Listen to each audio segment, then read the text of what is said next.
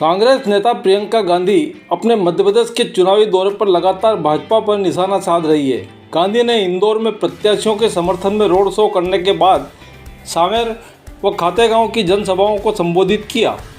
विधानसभा चुनाव में प्रमुख राजनीतिक दलों द्वारा बयानबाजी में पिछले चुनावों की तुलना में सारे रिकॉर्ड तोड़ दिए हैं। इतना ही नहीं, अब इन बयानों में अहिर रावण की भी एंट्री हो गई है। मध्य प्रदेश के चुनावी दौरे में जनसभा में संबोधित करते हुए राष्ट्रीय महासचिव प्रियंका गांधी ने भाजपा पर हमला बोलते हुए कहा कि जिस तरह अहिर रावण ने भगवान श्री राम के साथ छल किया, वैसे ही भाजपा ने 2018 में अपनी चुनी हुई सरकार चोरी करते हुए भ्रष्टाचार के लोक में ले गए।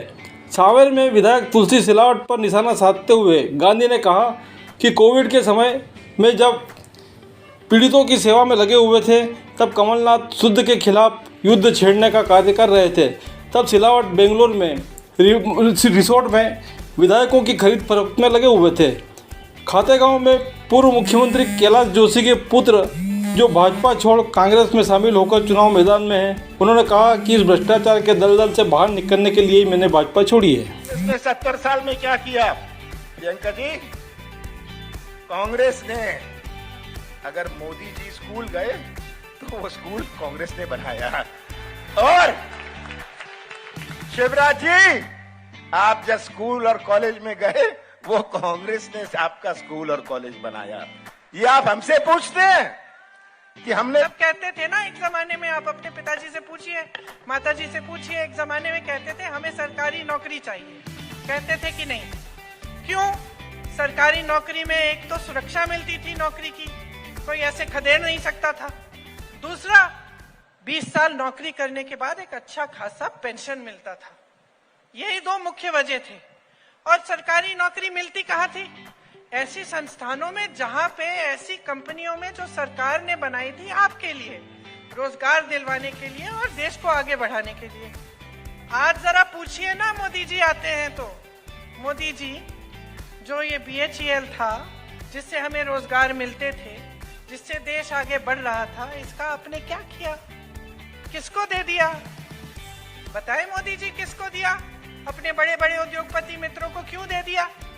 एक नहीं, जितनी भी सरकारी कंपनियां हैं आज उनके बड़े बड़े उद्योगपति मित्रों के हाथों में है। सोच समझ के दो, ऐसी पार्टी को दो जो दिल से, जी जान से आपके लिए काम करने के लिए तैयार है। और मैं दावे के साथ कह सकती हूँ कि जब आप अपना विवेक इस्तेमाल करेंगे, जब आप सोच समझ के वोट देंगे, तब आप सिर्फ कांग्रेस को वोट देंगे।